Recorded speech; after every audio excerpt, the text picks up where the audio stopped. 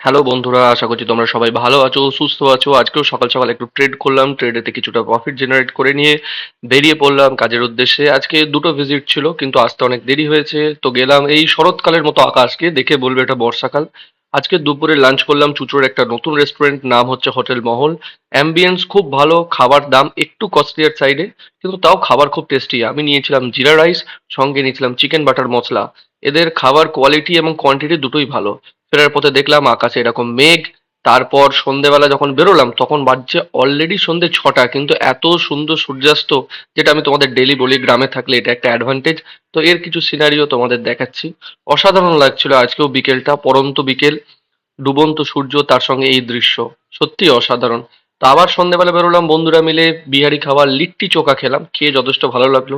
আজকে চায়ের আড্ডায় এইটুকুই, গল্প করতে করতে বিভিন্ন দেশ দুনিয়া আর ইয়ার্কি আড্ডা। আজকে ব্লগ এই অবধি।